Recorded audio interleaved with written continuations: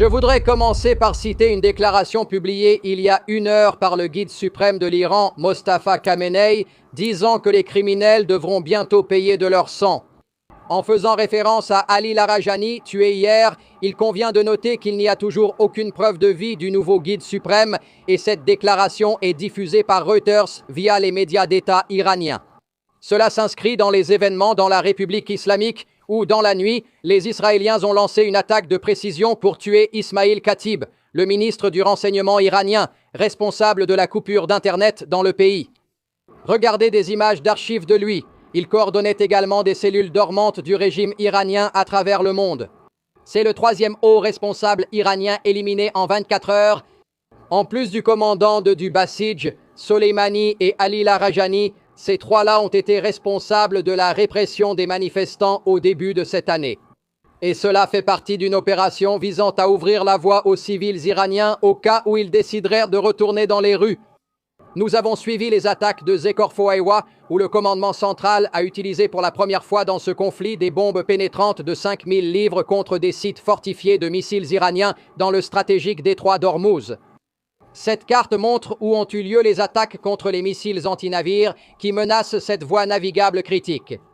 Pendant ces attaques, le commandement central des Émirats et d'Israël frappe des positions de missiles balistiques, des centres de commandement et d'autres sites stratégiques. Le régime iranien pensait-il vraiment pouvoir cacher cela aux avions américains et israéliens? Israël a également publié de nouvelles vidéos montrant des frappes contre des infrastructures iraniennes et des rapports indiquent que des installations gazières dans le sud de l'Iran ont également été touchées. Aujourd'hui, il montre les forces Basiji installant des postes de contrôle à Téhéran, la capitale de l'Iran. Ils sont traqués par les Israéliens pour préparer le terrain au cas où les civils voudraient descendre dans la rue. Ce soir, John, les Israéliens redoutent de nouvelles attaques de missiles iraniennes. Le régime continue d'utiliser des munitions à fragmentation dans le pays, tuant au moins 2 personnes. John Trey Yingst, à Tel Aviv, apporte les dernières nouvelles. Trey, merci. Et Lucas reste à Dubaï, aux Émirats Arabes Unis. Il a les dernières informations pour nous. Bonjour, Lucas. Bonjour John. L'Iran a lancé une nouvelle alerte à l'Arabie saoudite, au Qatar et aux Émirats arabes unis, affirmant que leurs installations énergétiques seront bientôt ciblées. Après avoir accusé Israël d'avoir bombardé le plus grand champ gazier du monde dans le golfe Persique, qui est partagé entre le Qatar et l'Iran. Comme tu l'as dit, John, le commandement central américain a également lancé une alerte demandant à l'Iran d'ouvrir le détroit d'Ormuz. Les Américains lancent des GBU-72 de 5000 livres sur des bunkers, des bombes à pénétration profonde sur des bases de missiles iraniennes situées sur la côte, près du détroit d'Ormuz. Le CENTCOM affirme que ces missiles, situés dans des sites souterrains, représentent un risque réel pour la navigation et pour les navires de guerre américains dans la région. Cette bombe est nouvelle, John, testée par l'armée de l'air en 2021 et utilisée pour la première fois au combat contre les Houthis au Yémen il y a 2 ans. Le président du Parlement iranien, l'équivalent de Mike Johnson, a lancé une nouvelle alerte. La situation dans le détroit d'Ormuz ne retrouvera pas son état d'avant-guerre. L'Iran a lancé de nouvelles attaques contre les Émirats aujourd'hui. Les défenses aériennes des Émirats arabes unis ont été activées 3 fois aujourd'hui, abattant 13 missiles balistiques et 27 drones lancés par l'Iran via le golfe Persique. Selon la défense, il semble que certains de ces tirs visaient l'aéroport international de Dubaï dans le détroit de Singapour. Les observateurs ont vu l'USS John Tripoli et son groupe amphibie naviguer avec 2000 Marines à bord. Avec des chasseurs furtifs de 5e génération des Osprey, Super Stallion et hélicoptères d'attaque. À 15 nœuds, la force opérationnelle mettra près d'1 semaine pour atteindre le nord de la mer. Il a été abattu au Moyen-Orient, ce serait la force terrestre si le commandant envoyait des troupes en Iran ou sur l'île de Karg, abattu dans le sud du Golfe, avion dans le Golfe Persique. Dans cette guerre, l'Iran a lancé 2,5 fois plus d'ogives sur les Émirats arabes unis que n'importe quel autre pays, y compris Israël. John, le Qatar critique la volonté d'Israël d'exploiter ce champ gazier, à voir s'ils poursuivront l'exploration. Lucas Tomlinson à Washington. Il y a quelques instants, les Iraniens ont lancé plusieurs missiles balistiques contre Tel Aviv. Nous voyons les systèmes de défense israéliens intercepter les tirs ennemis. Nous suivons l'évolution de la situation en provenance d'Iran. Après qu'hier, les Israéliens ont lancé une série de frappes aériennes contre des installations liées au champ gazier de South Pars en Iran. Ce champ est également relié à un champ du Qatar et immédiatement, les Iraniens ont riposté par des attaques contre cette installation, la ville industrielle de Aslafan au Qatar. C'est la plus grande installation d'exportation de gaz naturel liquéfié au monde. Et selon les autorités locales, il y a 7 heures, 2 des 3 incendies causés par ces explosions étaient maîtrisés. D'importants dégâts ont été signalés dans cette installation critique de gaz naturel. Le président Trump s'est tourné vers Truth Social pour déclarer qu'Israël, en colère contre ce qui s'est passé au Moyen-Orient, a attaqué l'importante installation gazière de South Pars en Iran. Il a affirmé qu'il n'y aurait plus d'attaques, mais cet acte soulève des questions sur l'escalade du conflit. Cela survient après que l'Iran a lancé de nouvelles attaques contre Israël. Au cours de la nuit, des sirènes ont retenti dans toute la région centrale de ce pays, avec des interceptions qui ont eu lieu dans le ciel. Vous pouvez voir ici une partie du feu ennemi arrivant dans le ciel d'Israël, et nous le savons aussi. Au cours de la nuit, au moins 4 personnes sont mortes, 3 en Cisjordanie, des Palestiniennes dans un salon de beauté et 1 personne dans la région centrale du pays. Un porte-parole des forces israéliennes a commenté les systèmes de défense actifs contre les tirs reçus. Nous avons des systèmes de défense aérienne. Je peux déjà affirmer qu'ils sont parmi les meilleurs du monde. Cela est prouvé. Malheureusement, la défense n'est pas infaillible. Nous utilisons nos systèmes pour intercepter ces missiles. Les missiles à fragmentation sont un crime de guerre. Si ce régime terroriste vise des centres de population, il ne diffère pas des missiles ordinaires, sauf par leur dispersion. Hier soir, certaines de ces munitions à fragmentation sont tombées au centre d'Israël. Cette semaine, des débris d'un missile iranien sont tombés sur l'église du Saint-Sépulcre. Les lieux saints de Jérusalem ont été fermés à cause du conflit. Plus tard, nous aurons des détails sur l'opération Fureur épique lorsque, à 8 heures du matin, heure de l'Est, le Pentagone tiendra une conférence de presse.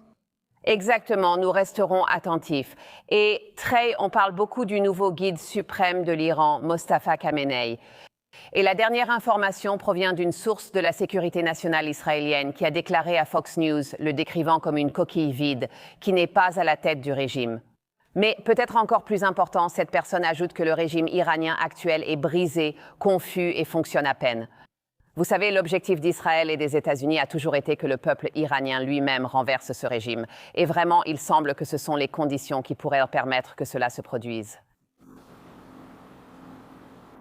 Des opérations de préparation sont en cours pour établir les bases au cas où les civils souhaiteraient retourner dans les rues d'Iran. Ali Larijani a été destitué cette semaine. Il a dirigé la répression contre les manifestants cette année. Hier, la mort du ministre iranien du renseignement a été confirmée lors d'attaques israéliennes. Tout cela vise à établir cette base, mais il faut noter ici que le régime iranien a encore la capacité de se battre dans ce conflit. Il menace non seulement Israël, mais aussi les pays du Golfe avec le lancement de missiles balistiques, essayant d'étouffer l'approvisionnement énergétique mondial. Bien que la direction ait été décimée, ils parviennent à remplacer ces personnes. Ils annoncent qu'ils poursuivront leurs attaques contre les États-Unis, leurs forces et alliés au Moyen-Orient. Nous continuons, Trey Young, à Tel Aviv. Merci, Trey. Et je rends hommage aux 6 militaires américains qui sont morts lorsqu'un avion ravitailleur s'est écrasé en Irak la semaine dernière. Le président a assisté à la cérémonie sur une base dans le Delaware pour le rapatriement des corps. Il s'agissait du major John Alex Kleiner de l'Alabama, de la capitaine Ariana Savino de Washington et du sergent technique Ashley Pruitt de Bardstown, Kentucky. Capitaine Seth Koval de Miami, Mooresville, Indiana, capitaine Curtis Angst de Wilmington, Ohio et sergent technique Tyler Simmons de Columbus, Ohio. Bien sûr, nous remercions chacun de ces héros américains pour leur service et pour avoir fait le sacrifice suprême afin de protéger notre liberté. Aujourd'hui, les chefs du renseignement retournent au Capitole pour témoigner devant la commission de la Chambre lors de l'audience annuelle sur les menaces mondiales. Cela fait suite à la pression exercée par des sénateurs sur la question de savoir si l'Iran constitue une menace imminente. Marc Meredith est en direct de Washington avec les détails. Bonjour Marc. Carly et Todd, bonjour. Aujourd'hui, des députés interrogeront les chefs du FBI, de la CIA et du renseignement national. Ils devraient demander des réponses concernant la guerre avec l'Iran et les raisons de l'attaque présidentielle. Mercredi, des sénateurs ont interrogé les services de renseignement au sujet des messages contradictoires concernant la puissance nucléaire iranienne. L'audience a lieu après la démission d'un responsable antiterroriste de Trump, qui a nié que l'Iran représentait une menace nucléaire. Bien que la Maison-Blanche et le Pentagone affirment que l'opération Fureur épique est un succès, ils admettent que le régime iranien est toujours en place. La communauté du renseignement estime que le régime en Iran semble intact, mais largement affaibli. En raison des attaques contre sa direction et ses capacités militaires, ses moyens de projection de puissance militaire conventionnelle ont été en grande partie détruits, ne lui laissant que peu d'options. La position stratégique de l'Iran a été significativement dégradée. Même si le régime reste intact, la communauté du renseignement estime que les tensions internes vont probablement augmenter à mesure que l'économie de l'Iran se détériore.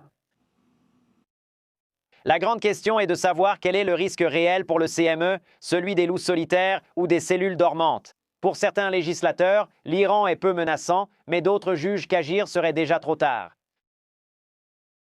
Je dirais que toute évaluation impartiale de la situation, même basée sur des sources ouvertes, reflèterait le danger que l'Iran, le régime, représente pour les États-Unis. Ils ne sont pas en guerre avec l'Occident depuis 1979 lors de la révolution iranienne et ils ont du sang américain sur les mains. Si cela est correct, je pense que l'Iran a été une menace constante pour les États-Unis pendant une longue période et a représenté une menace immédiate. Maintenant, en plus de l'Iran, il devrait les interroger sur Cuba, le Venezuela et la Corée du Nord, des pays surveillés par leur département. Ce sera une audience intéressante. Todd et Carly, à vous la parole. Encore une grande journée au Capitole. Merci Marc. Nous recevons la députée républicaine de New York et membre du comité du renseignement de la Chambre, Claudia Tenney. Députée, le peuple américain est effrayé. Il en parle sur les marchés et dans les stations-service. Ils craignent qu'une de ces attaques de loups solitaires ou un impact plus important pourrait les toucher dans leur communauté. Et même si les chiffres et les pourcentages indiquent que le risque est très très faible, malgré tout, les gens ont peur. Alors, à quel point l'Américain moyen qui regarde ceci en ce moment devrait-il se sentir en sécurité en poursuivant sa vie quotidienne? C'est un problème qui existe depuis longtemps. Nous avons eu 4 ans de frontières ouvertes sous le gouvernement du président Joe Biden, ce qui constitue la majeure partie de la frontière nord de New York. Elle a été attaquée.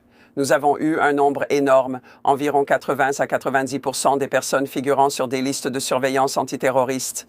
Elles traversaient notre frontière nord, profitant du déplacement des agents de patrouille, mais de mauvaises personnes traversaient réellement la frontière.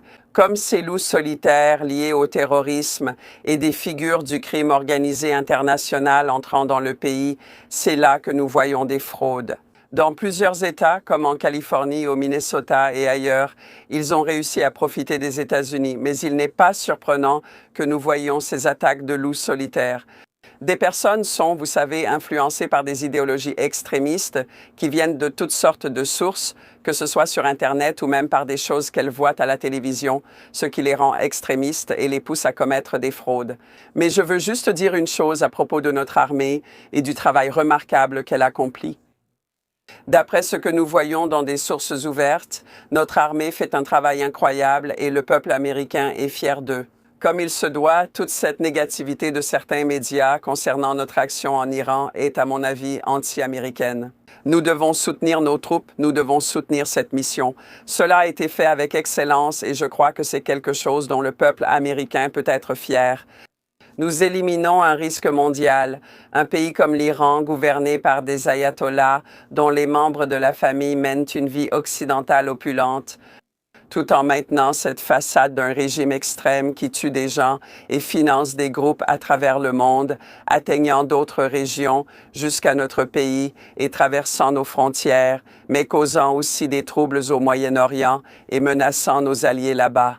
Et regardez, vous venez tout juste de rapporter ce matin qu'il y a eu une attaque contre un gazoduc au Qatar, ou contre une raffinerie de gaz au Qatar. Meu objetivo em 6 meses é que não... Félicitations pour ce message et la croissance. Nous expliquerons pour que tous comprennent que nous sommes présents pour les protéger et collaborer avec eux. Ce n'est pas lié à Osei Shewa, ne l'abandonnez pas. Estar as pessoas. Et, comme je l'ai dit dans ma déclaration initiale, je veux protéger le pays, je veux apporter de la tranquillité et je veux redonner confiance à l'agence. Je ne serai jamais la personne la plus intelligente de la pièce, mais je sais comment trouver des talents et je sais comment rassembler ces personnes. Le sénateur Rand Paul y est totalement opposé pour des raisons personnelles, tandis que John Fetterman a déclaré qu'il était en faveur. Quel est votre avis sur le sénateur Mullen et la suite du processus de confirmation? Écoutez, le sénateur Mullen a été excellent. Il a apporté des objectifs clairs. Donner du pouvoir aux gens, c'est ce dont nous avons besoin au DHS. Nous avons besoin d'un remonter le moral. Nous avons besoin que le personnel du DHS se sente soutenu par la direction. Et pour une mission qui est, sans aucun doute, notre plus grande priorité, l'Agence de maintien de l'ordre. Écoutez, je respecte Rand Paul, mais sa mission pendant l'audience, pendant que je regardais, était vraiment juste de dénigrer Markwayne Mullen. Pas pour ses qualifications à être secrétaire du DHS, mais plutôt pour des différents personnels qu'il avait avec lui. J'ai trouvé que Markwayne Mullen, ancien collègue, s'est très bien débrouillé et fera un excellent travail au DHS. Vous avez entendu? Nous allons garder un œil là-dessus. Claudia Tenney? Merci.